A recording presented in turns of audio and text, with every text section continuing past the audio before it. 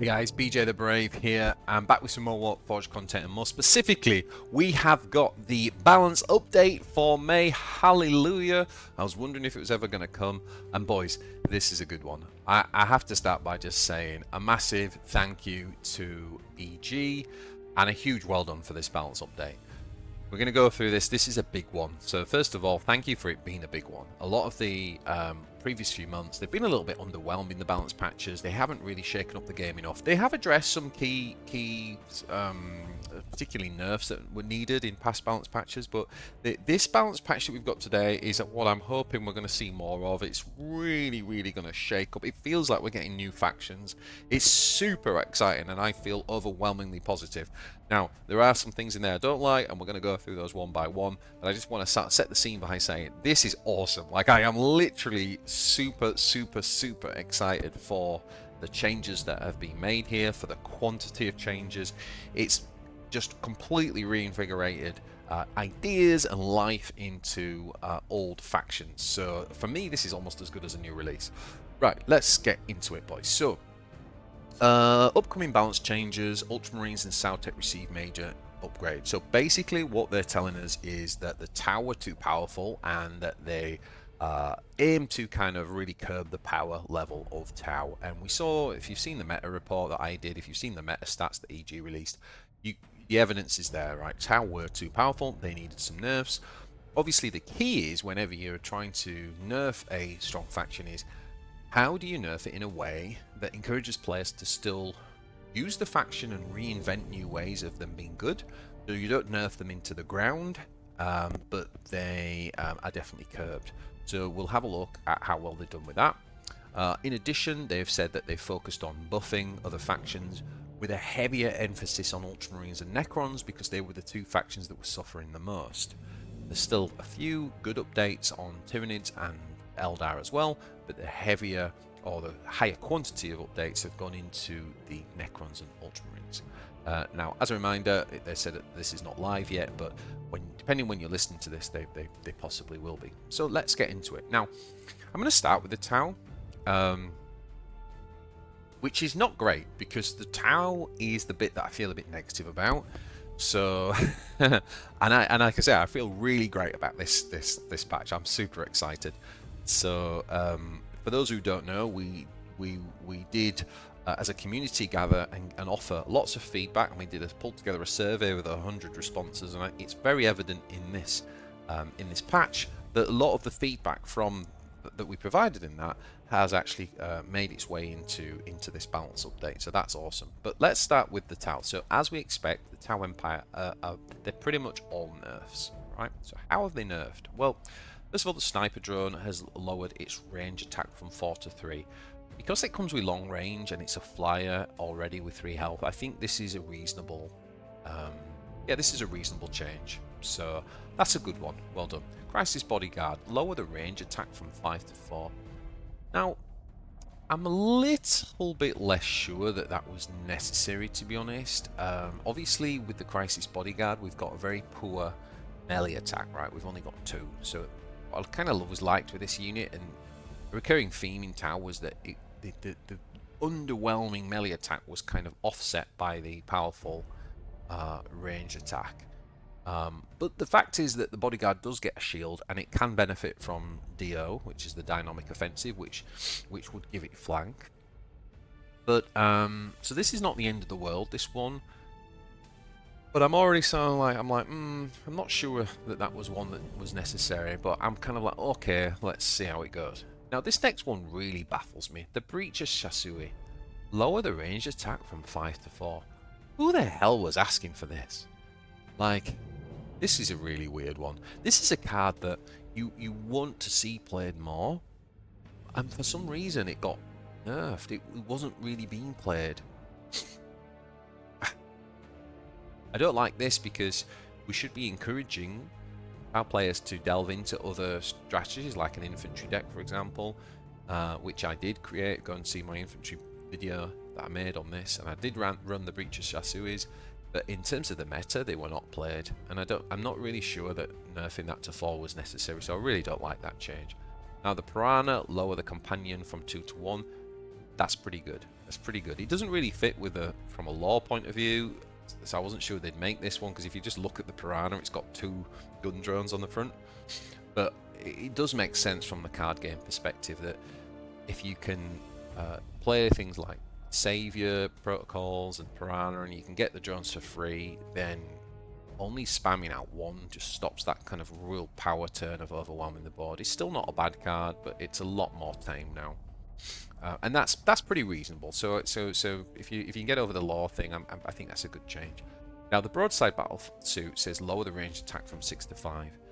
I don't love this one, if I'm honest. I think I'd have probably rather seen the broadside perhaps just also go from companion 2 to 1. However, the broadside does have long range, so it's still pretty good with 5 range attack. What you might want to see with the broadside more now, though, is getting the value from the suits as well. I don't know whether it's as good on tempo, but it's okay. This is an okay nerf. It's one that I'd kind of like to say, let's see how it goes. Makes me think a little bit about the 5-drop nerf to the Eldar that we got, to the flanked Wraith Guard unit. I've forgotten what it's called. Where it felt like, oh, was it really necessary? And it does feel weaker, but it's still playable. I'm wondering whether the broadside's going to fall into there. Now the Enforcer battle suit, it says lower melee attack from 5 to 4. Again, I'm not sure that that's the nerf that was needed. But the Enforcer is unique in that it actually has good stats all round, right? Like, it doesn't have the kind of... So it does make sense to try and kind of make the melee attack a little bit worse. And 4's not bad, but it is a little bit worse. Rather than just being good on both, you can kind of cheat it a little bit at least now. So, and it's certainly good for things like Chaos and Tyranids, right? I'm like trying to clear that now. So, yeah, I can live with that one. Now this next one, the Razor Shark Fighter. Change the description to flying. Okay, it already was flying. Rally, deal 2 damage to the enemy instead of 3 damage. Wow. This was a good basic beginner card. Why have we changed this? Like, who was asking for this to be changed? This was nowhere in the meta. It's a strange one. This is a strange one for me. I'm not sure I really understand it. You could put the 2 damage to face before. I think they've literally just nerfed it from 3 to 2 damage, and I don't get that one. Now Long Strike on the other hand says lower melee attack from 4 to 3 and Mark Light from 5 to 3. I think that's a very good change. Long Strike, I advocated for it going down to 2 or 3 Mark Light, and knocking 1 off the melee as well, because it's not flying is fine. It does have long range. It doesn't have flying, so it's a bit easier to take out. I think that's pretty good. I think Long Strike is still a brilliant unit, but I think that just brings him a little bit out of the kind of like bananas stratosphere that he was in. Now the Serene Unifier, obviously a huge part of what made Onvar brilliant, who was the best warlord last season. And it says change the description to ephemeral, choose an invocation, basically put it in your hand, but it no longer reduces the cost by 1. That's huge. That's really huge. Now I don't know whether, I'm not sure whether that's the change I wanted to see, but it certainly makes using Onvar's abilities quite costly now. So the Storm of Fire finisher is still going to be what it was. It's not going to matter at all. But maybe like your ability to just bank them for free early on, like the tempo cost will perhaps be more punishing. And also obviously just things like to put the armor and the shield on is going to cost more. You can still heal for 1, which is good. So overall, this is not a bad change. Like, it's good. Like it was obviously broken and something needed to happen. So I'd say let's test it and let's just see. So I'm kind of like, 3 out of 5. It's okay. I'm like, just let's see how it goes. Savior protocols increase cost from 3 to 4. Yeah, the drones. This is a big one because this is one of the cards. Along with the one that gives shield to everything, the experimental drones. These were the cards that I kind of said really tilt your opponent. Like, they can just turn games into non-games. Now, the question is whether how viable they still feel at the cost that they've been given. We've already seen experimental drones drop off at the +1 cost. Savior Protocol's now costing 4. Doesn't have quite the same synergy with Piranha that you would usually play the turn up later, and also the Piranha now only has Companion. However, it is a very, very powerful ability, so I think I'm okay with that. I think it's a bit of a... It's not... It's almost like a bit of an easy change to make, isn't it? It's not a clever change, but it will definitely make a difference to the meta, that's for sure. I just hope that decks can still be built around it, but we'll see. Version in Empire going from 7 to 8, I don't like as much, but the thing with the version Empire is it's not the end of the world, because the whole point is that you can kind of control the decrease in cost and play it when you need to. So there were quite a lot of, in my version Empire decks, there were quite a lot of times when I was playing it for 0, to be fair. So maybe going up to 8 is necessary. When I first read this, I didn't like it, but when I think about my experience of actually using it, often, very often, I was playing it for 0, so perhaps it's not too bad, actually. Again, not one that I necessarily thought was being called for, but... So overall, the Tau, there are some good changes in there. It does feel a little bit at first instinct that they've sort of gutted some things a little bit. Some things don't really make sense to me, like the Shasui and the Razor Shark, but overall, the kind of meta decks that we saw last season, I think are gonna go away. I think they've really been hurt. I still think Tau will have some competitive decks, but I think they're gonna look quite different. Okay, let's get on to the Ultramarines. Now, the Ultramarines have gone through some pretty extensive buffs. The first one is that the Scout has increased from 1 to 2, and we can kind of see here, if we just come on to, oh, not you. I had stratagems on. Right, so here we go. So the Scout's just gone up from 1 to 2, like. It's not a huge deal. Don't really think it's going to make much of a difference to the Scout, but okay. Now the first bond says lower the health from 3 to 2, and the description, Codex, gain 1 melee, 1 range, and 1 health.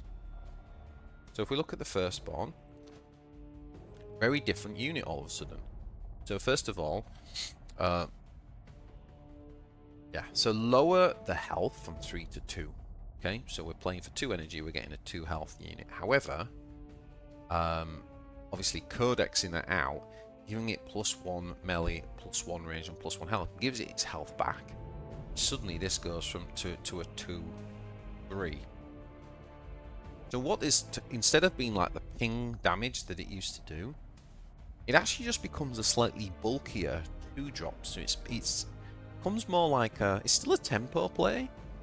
It becomes more like a card that we rather than looking for like aggro, just sort of aggro damage, it becomes more like a card we're looking for in a go wide type of build. And when we see some of the other buffs, that's actually a pretty good change.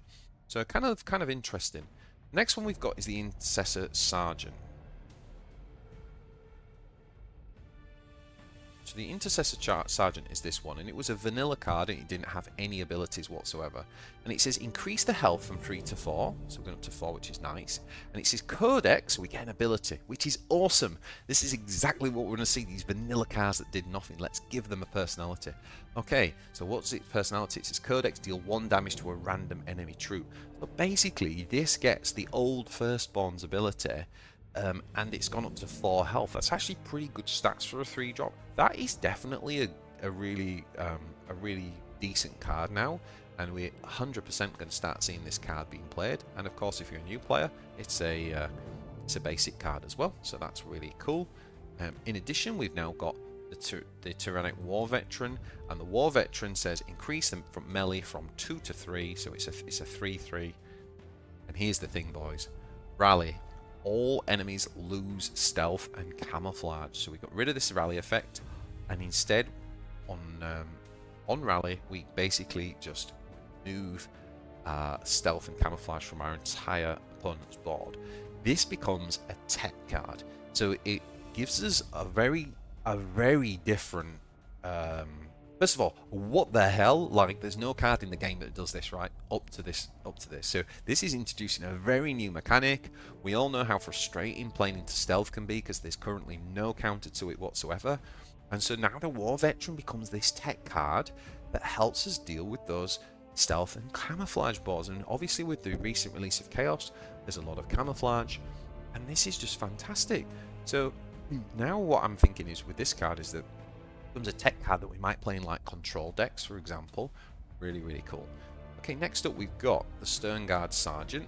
This is one obviously that we all used to play, and the only thing that's changed here is it's increased its health from 3 to 4. So we've taken what was already a really good card and we've made it a bloody brilliant card. So we've now got this on 3 that deals 2 damage, and then we've got the other guy that deals 1 damage, Intercessor Sergeant. So yeah, we've got some interesting 3-drops. And if that wasn't enough, the Eliminator has also received a buff. It's gone from 1 melee to 2 melee. So I mean, I don't know whether this guy's going to make it still, to be honest, but it certainly makes it a lot harder for your opponent to just trade with him. Okay, so now the Primaris Invader. Boys, now this boys and girls, this is insane. Now this card was already a vanilla card that got played because it actually has very good stats, and especially having like not just the 5 health but the 5 range attack made it quite good against Tau recently. However, it's now gained a codex ability that is give 1 range attack to all your vehicles. So again, it's often just going to be exactly the same as what it is now, because that's a very situational ability, right? To give 1 range attack to all vehicles. But if you have a vehicle build, and you happen to have another vehicle on the board, suddenly playing this, giving +1 range attack to them, is a nice kind of what I'd call like a minor buff. Just gives it some personality, and because it already had good stats, that's a really welcome addition. Really like that one. Really, really subtle. Now the Chaplain. What happens with the Chaplain now is that we're lowering the melee from 4 to 3, so it's a 3/3 as basic. But then it says give +1 on Codex. It now says give +1 melee and +1 range to all to your infantry, other infantry, to your infantry troops, sorry, which includes him. So in other words, basically he's exactly the same except for he goes down to 3, but he gives the buff to himself. So he'll end up being a 4/4. That's essentially the difference, is that he'll get kind of +1 range attack. That's mainly what that comes out at. So that's a pretty nice little change. Now next up we've got the Aggressor Sergeant, which is this guy, and he's actually going from 1 blast to 2 blast, and I'm really interested in that because I kind of like these stats, right? I've said before a few times, I quite like these 5 drops that come out with, 5 health. It can be taken out, but they can't kind of be cheated very easily because they've got they've kind of got the 5/5.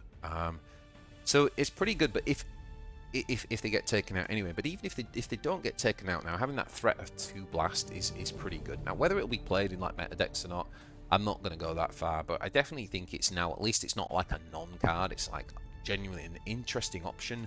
And one of the things that I wanted to kind of try and build with Ultramarines is a blast-themed deck, and this definitely incentivized me to try that.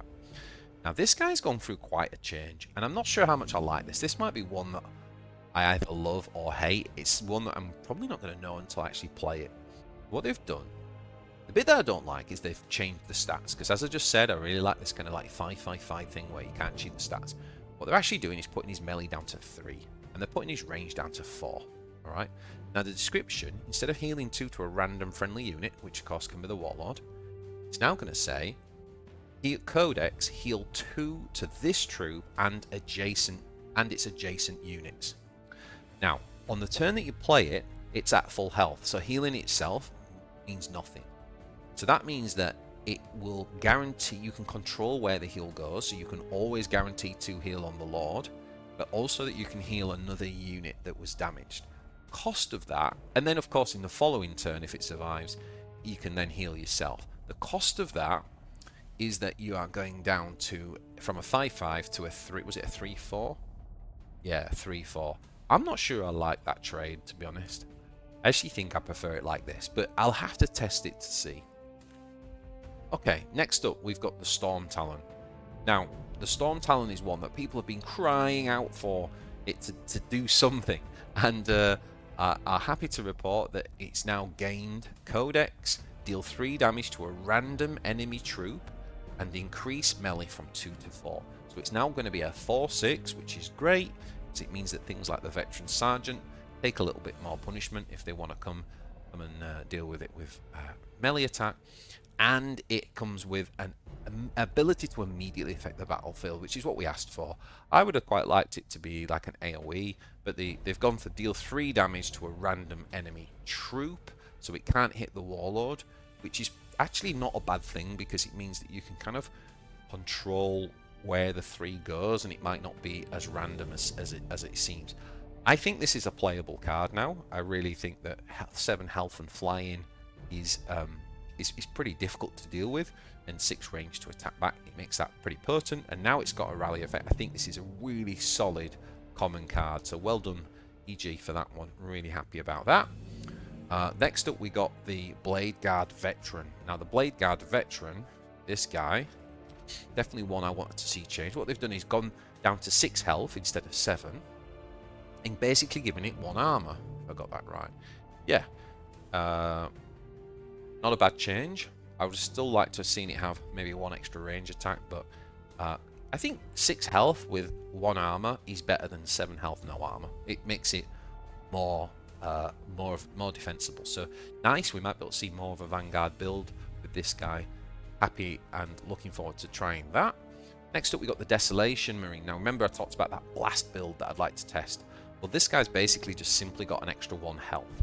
So I think when you've got a 6 drop, you're really looking for 7 health there to have a shot at surviving, to be able to then come back with the blast 3. Still think the stats are pretty miserable for a 6 drop though, so I'm not really sure that this will still be played, to be honest. But at least they're trying to do something to make this a little bit more playable, and maybe in beginner decks, for example, that might just make this card, and things like draft, might just make this card a little bit better. Next up, we have got the Devastator Centurion. Now, the Devastator Centurion is this card here. Look how cool this card looks, guys. This is a card I want to play. And I compare this to like the Hellbrute, right? And the Hellbrute's just so much better because it's got 2 armor and it's got way better stats in terms of like the melee and range. This guy has 8 health, which is a bit more, but obviously doesn't have the armor. So what have they done to it? Well, they've said they've given it a Codex ability, and it says Codex, gain 1 armor. That is cool, guys. That is really cool because, first of all, it'll be easy to just give it 1 armor. Suddenly, going for 8 health with 1 armor, that is a massively different beast that we're talking about. But the ability to repeat trigger Codex, like, for example, using the 0 cost stratagem, which is the tactical insight, to refill and immediately give it another one so it can have 2 armor, and then of course next turn we can give it more armor. This is cool, man. This is really exciting, and I'm really looking forward to testing this card out for sure. That is really interesting. And then last but not least, on the units, they've actually changed Captain Sicarius. So Captain Sicarius, first of all, he has this talent, which means if he survives next turn, he gets this card as a stratagem in his hand for 2 energy that he can play. And what they've done is they've completely changed the description to lower the cost of all cards in your hand by 2. Okay, so for 2 energy, we make we pay that up front, but then we make everything in our hand 2 less. So what that means is that Sicarius, each turn that goes by, just starts to escalate the tempo advantage that we have. And because he's a late game card, we're drawing 2 cards a turn often after Sicarius, remember? So that's going to mean that he is discounting multiple cards, so that's really cool. But what about his ability on the turn that he comes down? That's always been the problem with Sicarius. And so they've changed the description to say Codex, heal 5 and gain Vanguard until your next turn. Okay, so the big thing there is obviously when he comes down, he's not going to need to heal because he's going to be at full health already. But what it is going to do is immediately give him Vanguard. So that's actually pretty good, because that means he has an instant impact on the board. You've got to now kill him, get through 10 health Vanguard unit, continue. Next turn, like if they only get you down to 4 and you trigger that again, that Codex again, he'll heal 5 and have Vanguard as well. That's way better than having invulnerable during your own turn. So I think Sicarius is now good. And playable. Whether he'll be in the meta or not, I don't know, because he's still really expensive, and obviously he can just be removed with hard removal, like no mucking about or whatever. So that's still his Achilles heel, but that's an Achilles heel for any big unit. We can't judge it based on that alone. I think overall they've made a pretty good change there, and we finally got Sicarius into a place that he's going to be playable. I'm really looking forward to trying that. So what they've also done is gone ahead and changed some of the stratagems. So if we look at the stratagems next, we have got the sheltered location.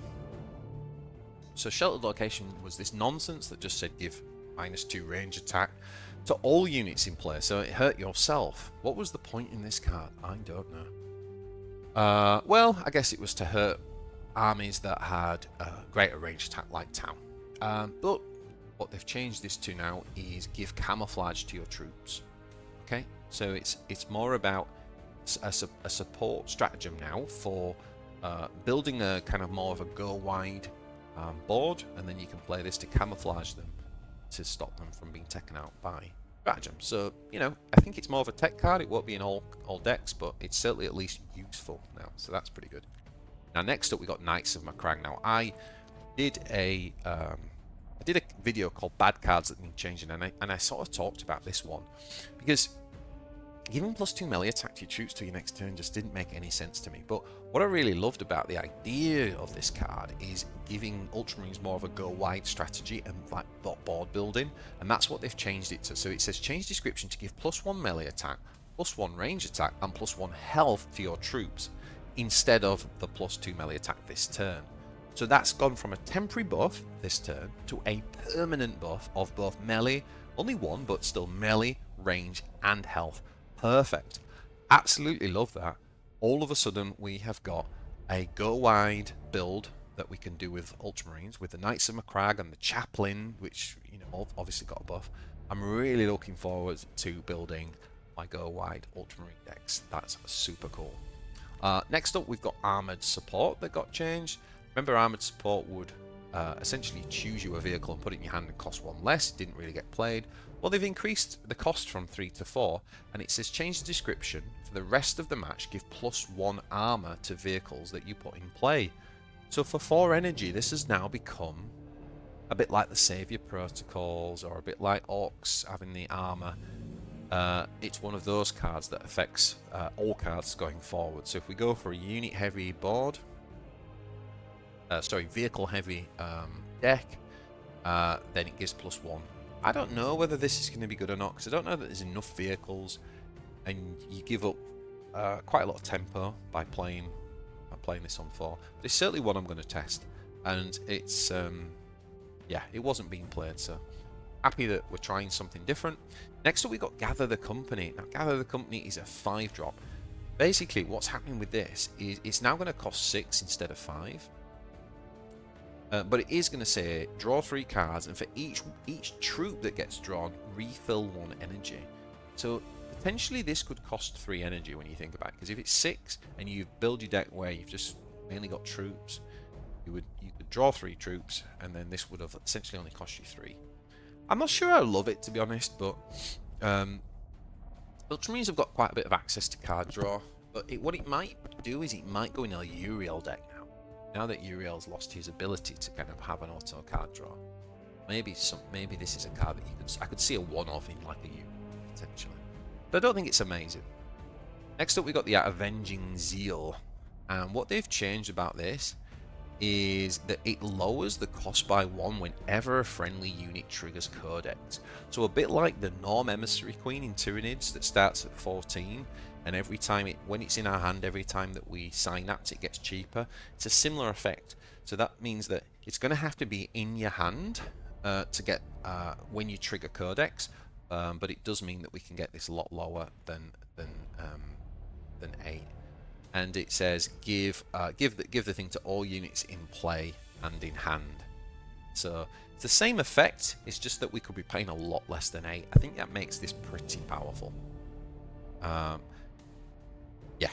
So overall, brilliant. I really wish we'd seen a bit of a change to Chapter Council and Angels of Death, but overall, absolutely fantastic that they focused in on units that weren't being played, and that we're now going to actually see some loads of Ultramarines and some fantastic Ultramarine decks and some very different Ultramarine builds. So I'm super happy. I can't wait to play some Ultramarines. Now then, let's talk about the Necrons, because the Necrons also received a heck of a lot of buffs, guys. This is super, super exciting. Now, Celtic Dynasty. Now, the first thing to note is when we talk about Frenzy, this ability here, which is one of the worst and most unused abilities in the game of Warpforge. For anyone who's been playing a while, you know that. And it used to be that the unit attacks by itself at the start of your turn. So you could attack, if you had like flank, you could attack immediately. Then the next turn it would just attack for you, and it was just not a good ability. So what they're going to do is they're going to rename all frenzied tags to say Destroyer instead. And it'll say units with this trait no longer attack automatically. Instead, this trait has if this unit could kill an enemy, then it cannot attack a different target. So what that means is that, let's just take a big frenzied dude. So let's say you've got this guy on the board and your lord, and your opponent has his lord and, you know, like a 4/4 body, for example. Well, obviously, this guy having 8 attack could kill the 4/4, right?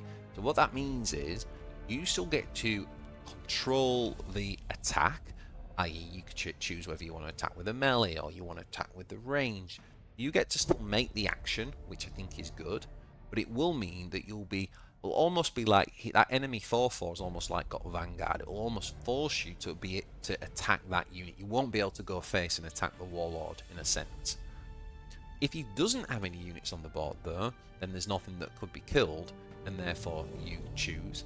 And also my understanding is that if your opponent had a 4/4 and then let's say on the other side he had a 3/3, you'd be able to choose which one it kills, because I think it's just saying that if this unit could kill an enemy, then it cannot attack a different target. Well, if it can kill multiple enemies, then I think you get to choose. So, giving you way more control. It's still designed in a way that it's a little bit of a handicap, but much, much, much better. Much better. Right, now then, let's have a look at the rest of the buffs. So the first thing is one of the warlords has changed, Nemesis Zandrake.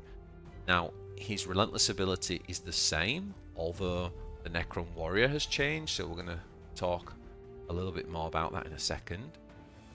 But essentially, what's changed for Nemesis is that it says adjacent remnants do not disappear at the end of your turn. Now, obviously, if your opponent attacks them, the remnants, he can still clear them. But in terms of it just being there, and it just being the end of your turn and it disappears, that's gone now. So the two that are next to Nemesis, they're always going to... your opponent's going to have to attack them to clear them. And that is superb. That is going to be really cool. Obviously for the really powerful units, but even just for your lonely Necron warriors, that's going to be really good and make them much, much, much more viable. Really love Nemesis. I'm looking forward to testing this guy now. Super excited. Now let's talk about the Necron warrior. The range attack has gone down to 2, so now it's just a 2, 2, 2, 2 to all the 2s. You say, why would they do that? Well, they've given it Vanguard. Okay, so every time Nemesis casts his ability to put a Necron warrior out, he's essentially bringing out a Vanguard unit, which is fantastic because Nemesis only has 35 health. And if your opponent has to get through a Vanguard every time, where the remnant then can't be removed, it doesn't just automatically die at the end of the turn, making it easy to bring back, then all of a sudden you have got a warlord that's way more durable than he currently is. And it brings the Relentless March strategy to life. So Nemesis and the Necron warrior changes is very interesting, and I really like those changes, and there's another reason why when we get to it. But anyway, let's keep going. So next up we've got the Gauss warrior. So the Gauss warrior essentially gets that +1 point of health that was on the Necron warrior. So I think this guy now is a really good 2-drop, because For a 2-drop, having 3 health is really important because it means the opponent Warlord can't just clear it for nothing. And even if he is able to clear it, if he can't clear the Remnant, again think about this next to Nemesis, Remnant not just disappearing, you then can reanimate this thing and it suddenly becomes a 4-4, it then becomes a 4 ranged attack, 5 health unit from an original 2-drop. That is pretty awesome. I definitely think this card is going to get played as a 2-drop now, and might actually be the best 2-drop in a Remnant build, to be honest. So next up, we have got Gauss. Now that was the Gauss Warrior, sorry. The Flayed one. I think this was one of the Ecclesiarch's suggestions, which is that when it gets reanimated, it doesn't just get flank, it gets fast. So your opponent really does have to get rid of this thing, man. And again, that Remnant, if it's next to Nemesis, it won't just go away, right? So your opponent would have to clear it. This becomes a must-clear unit now. I think it's the 2nd unit in the game to have fast behind the Orc Warbiker. That's going to be super interesting to see if someone can make that work. The next unit, I just really don't understand this card at all, but basically it's somehow got another buff and it goes up to 4 health. And it's saying that and it's flying as it was. It also gains a Remnant now, which it didn't have. So if this thing dies, it can be brought back to life. Or flying with Remnant for 2 is it's pretty difficult to get rid of. And then here's the kicker, guys. They've gone and given it stealth, so it gets stealth as well. Is that not like the most insane 2-drop in the game? Like, what has 4 health, flying, stealth, and Remnant for only 2 health? That's batshit. This guy is phenomenal, absolutely phenomenal. And basically, what it's doing now is this is meant to be like an engine card, right, for frenzied units, which remember are not going to be called frenzied, they're going to be called destroyer. And basically what this will do is say when you deploy a troop that has destroyer, give it regenerate 1. So all of a sudden that big A8, for example, if this was on the board, that Warlord, he would suddenly get generate 1 as well. So this is going to be really interesting to see whether the frenzied now destroyer build becomes an actual archetype or not. But that card is pretty strong, I've got to say, for a 2-drop. Now the next thing is the Ghost Immortal. Now the Ghost Immortal was already a pretty good card, but the big thing they've done is given it an extra +1 range attack. So it's gone up to 4 range attack. This is an excellent 3-drop and really good for a tempo build. And we got, we already talked about so now we've got the Canoptech Reanimator, which is the 5-drop. And the Reanimator basically was okay, wasn't a bad card. But essentially what it's done is we've got a little bit of change of stats. So it's now going to be 2 melee and 2 range. So it's kind of got a little bit less and only 5 health. So massively reduced its stats. But the description is going to say Talent Reanimate, which it already has. And then it's going to say Rally Reanimate a friendly Remnant. So instead of just sort of being this like really hard to remove thing that kind of provides you with a reanimate talent every turn, it's going to be much easier to remove, but it is going to have a rally effect that immediately reanimates and then gives you a talent to keep reanimating if your opponent doesn't deal with it. Loses its regeneration now as well, I think. So interesting. I think it's probably going to be more useful. I'm looking forward to seeing how people make use of that one. Alright, next up we have got Canoptech Wraith. Now, the Canoptech Wraith, I think, is back here somewhere. Yeah, it's a 3-drop. This guy's got an interesting ability, right? Because he's one of the few units in the game that can ignore vanguards when he attacks. What they've gone and done with this guy is given him Remnant. So again, harder to kill, especially with Nemesis, that Remnant not going away. Just a bit more chance that this guy gets used. Next up, we've got the Psychomancer, a 4-drop that is often used.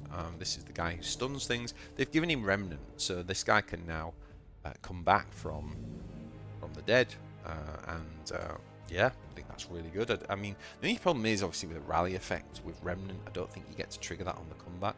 So I'm not really sure about it, but obviously you get a decent body for him coming back. So just everything's a buff here, guys. Everything's a buff. The Knight Scythe, they've gone and made the range attack 5 instead of 4. Chronomancer was one that people were absolutely outraged about the change. Got rid of this flank nonsense, and they basically changed the description. So first of all, it has remnant itself, and then it says friendly remnants do not disappear at the end of your turn. So it's basically got Nemesis ability, but it's not just the ones next to him, it's all friendly remnants. And then in addition, he gains reanimate, so the talent reanimate. So another thing that if he survives, he's going to basically help reanimate units next turn. So much more like, it's still not like amazing, but it's much more synergized now with the reanimate kind of archetype, which is pretty cool. Now then, let's get on to the Lich Guard. Now, I wanted to see the Lich Guard go back up to 6 health. They haven't done that, but they've put the melee attack back up to 5. So it's kind of, I don't love that, to be honest, because it's not really what the Lich Guard's about, doing the damage.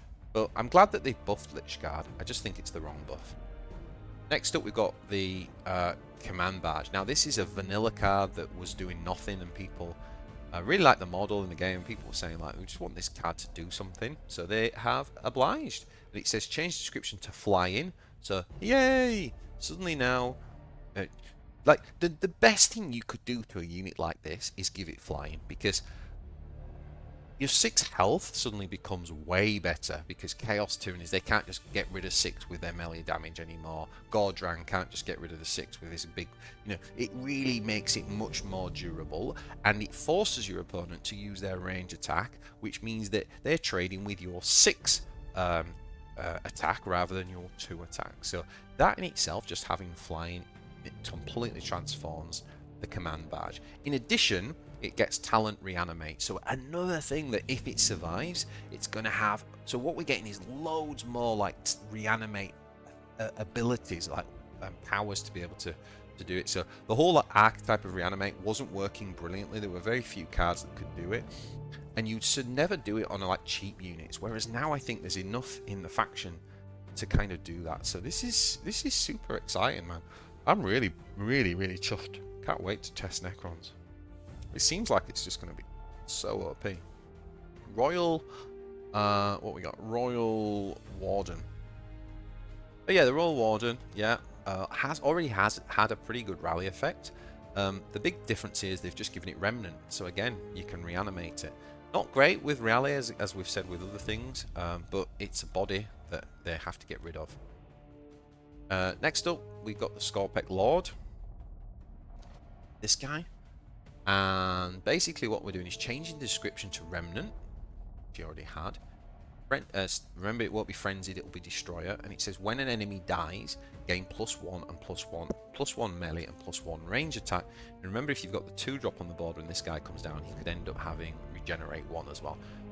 I'm still not really sold on the Skorpek Lord, but he's definitely going to be much better now, and probably playable in draft, and probably playable more in beginner decks. Maybe he'll be really good in a frenzied deck, but I'm not convinced. It's still quite expensive for 8 energy. We'll see. Okay, so next up we have got the Necron Lord.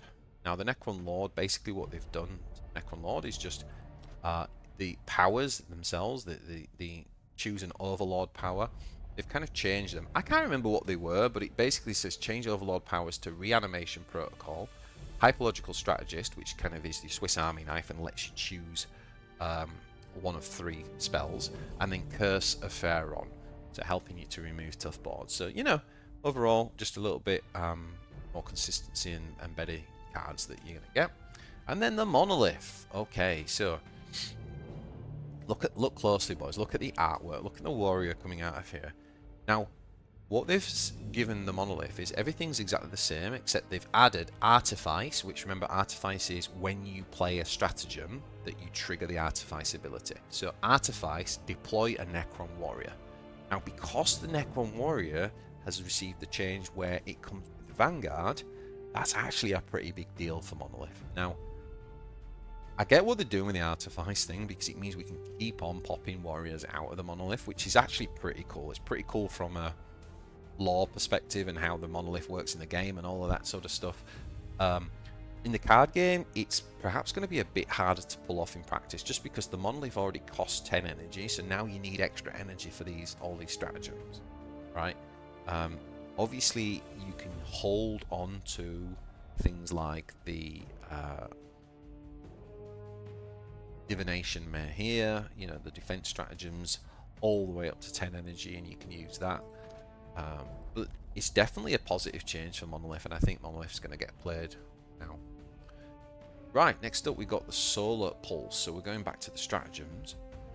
Now the Solar Pulse just about got insane, boys. Now check this out. Not only does it blind all enemies, which was pretty good, but it says they also lose stealth and camouflage. This is like a super... This is like, you know, buffs and Bane? This is like the ultimate Bane card now, isn't it? Just completely... What do you need? You want to get rid of the stealth? You want to get rid of the camouflage? You want to blind everyone? This is cool. Love that. Love that change. Really cool. Bit more Swiss Army penknife. Going to be great in a control build. Really like that change. Next up, the Immortal Pride. Another one that we were asking for. Instead of giving 4 armor just for 1 turn, well, first of all, they've made it only 5 cost instead of 6. And they basically say change the description to give 1 armor to your units for the rest of the battle. Very Ork-esque, right? But it is only units and not the Warlord. And then it says your Warlord's talents cost 1 less, right? So for the rest of the battle, your Warlord's talent now costs 1 less. That means that Oricon's talent is free because it's already 1, and it means that Imhotep would only cost 1, right? So, or you can raise a warrior with Nemesis for 1. So this card is definitely going to see play, I believe. I think this card is going to be super, super powerful. Next up, we've got the Annihilation Command. Annihilation Command. Now, this is the legendary card that gave everything +2 melee and +2 range attack. What we're seeing here is change the name to Undying Legions. It's going to cost 5 instead of 6, and the description will read, for the rest of this battle, when a friendly troop becomes a remnant, it gains shield. So this is very similar to the Tau card, right, which also costs 5 and gives all of the drones that come down shield. This gives a remnant shield, so if your opponent wants to get rid of the remnant that's next to Nemesis, so it doesn't die automatically, your opponent would have to hit the remnant twice, basically, to get rid of it. Which, if there's a kind of like go deep remnant deck that emerges, this is going to be super powerful and kind of like a win con. But it's so slow that I don't know whether we'll see it or not. But it's certainly powerful in long games. So, and it kind of like stops the kind of whole. The other thing to say about this is this was a card that enabled Scarab Swarms, kind of is weakening them a little bit in that change. So I'm for that side of it for sure. So there we go, boys. There's the Necrons. That's a massive, massive, massive change that we're seeing. Necrons are going to be like a new faction. Ultramarines are going to be like a new faction.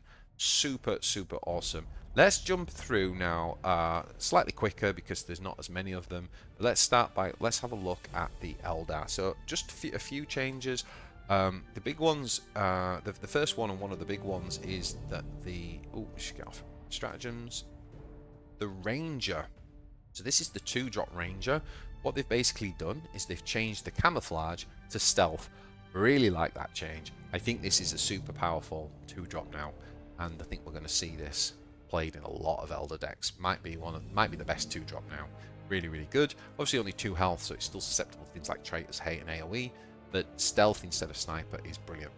Next up, the Dire Avenger. It's the one we've all been asking for, boys. Alright, the Dire Avenger now finally comes with Shuriken 2. Yay! And the melee attack's gone from 1 to 2. So these big swords that he carries. So he's a little harder to cheat out on the melee attack. And if he does get to attack, he's got Shuriken 2. So it's one of those cards that it's not going to be like super powerful even with that, but at least it's like not the worst card in the game and makes sense from a lore point of view, and not a bad 4-drop in beginner decks particularly. So that's nice. One that I do like more than that though is from an actual play. I can see the Swooping Hawk being played more now. It's actually gone up to 4 health, which is actually quite a big deal, right? Because now the 3-drops, you kind of got a choice between Scorpions, Swooping Hawks, Spiders, and they're all powerful and they all have slightly different pros and cons over each other. So yeah, I really like that change to the Swooping Hawk. That's significant. The next one's the Wraith Guard. Now the Wraith Guard was a card that I never saw this card being played. The big thing they've done is just change the Spirit Stones down to 1.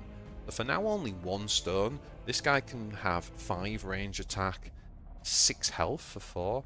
That is much better with Vanguard for the cost of 1 stone.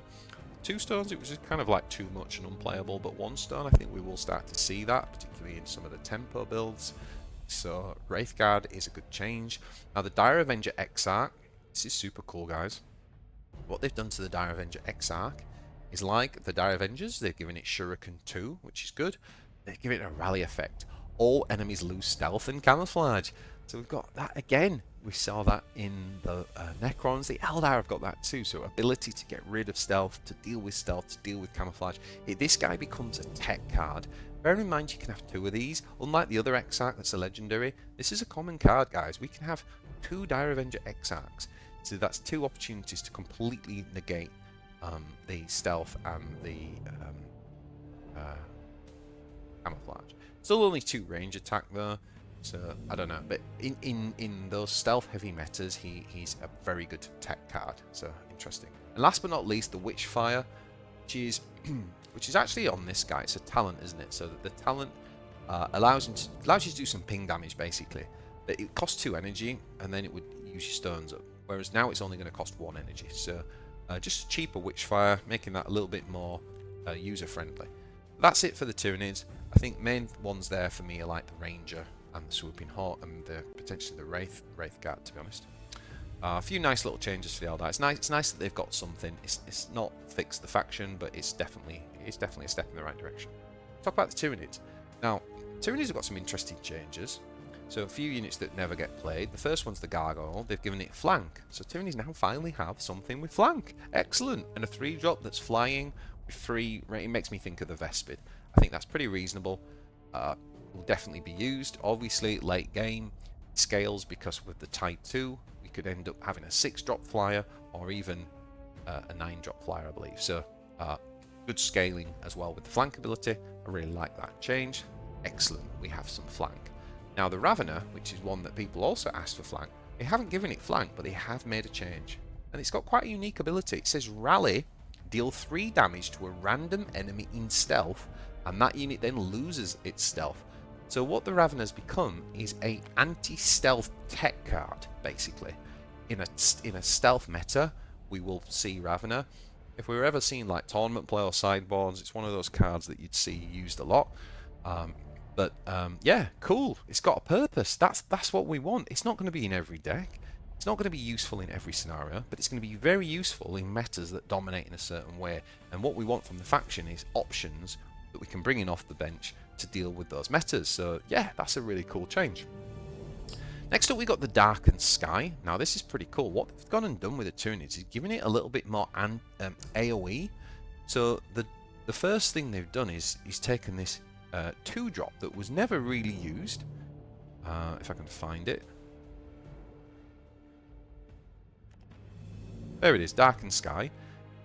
It used to do more damage by flies. Basically what this does now, it does 1 damage to everything. It's an AoE, 1 damage to all enemies. So that includes the Warlord. That is super useful, and you're going to see this played an awful lot in Tyranid decks.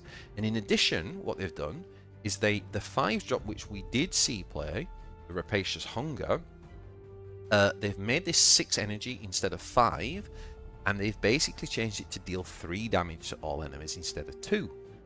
So we've got way more effective and different options now around the AoE for the Tyranids. So that's pretty cool. And last but not least, they've taken the High Fleet Leviathan, which did cost 7. They've actually changed that to 6. So some nice changes. Definitely doesn't fix everything that needs fixing in Tyranids. There's still a long way to go. But it's still nice that we've seen some meaningful buffs. I think the Gargoyle flank one's going to be the big one, but I also think the AoE's going to be pretty helpful too, depending on how much we see in Go Wide. Because bearing in mind, like the Tau nerfs are going to be meaningful, and we're probably going to see a lot less drones. That was the main Go Wide build, but we are going to see more Go Wide builds coming out of Ultramarines, for example. So if we do start to see that, then the AoE is going to be very useful, and the Necrons are also going to be much more go wide with the Nemesis builds as well. So that AoE that the Tyranids have got there, it does give them some good answers to come back. So overall, so that is everything, guys. That is the full patch, and I have to say overall that I just think that this is a really positive step in the right direction. A balance update. I don't know how much work it causes the devs, but this kind of update makes the game feel new again. It makes those factions, Ultramarines and Necrons, are going to feel so new. I've already got like 3 decks I want to kind of go and immediately make and test. So this is fantastic, and this is the sort of stuff that's going to pump loads of energy into the game every month. If you've enjoyed what you've seen today, guys, then please like and subscribe to the channel. I have got some awesome things planned. When I hit 1,000 subscribers, we're going to do a big 12-hour streamathon. I'm going to have guests in, we're going to have tournament challenge matches. I've got a whole schedule that I'm going to be able to share with you guys very, very soon. So please subscribe to the channel if you haven't. Really appreciate your support. And until next time, look after yourselves and each other.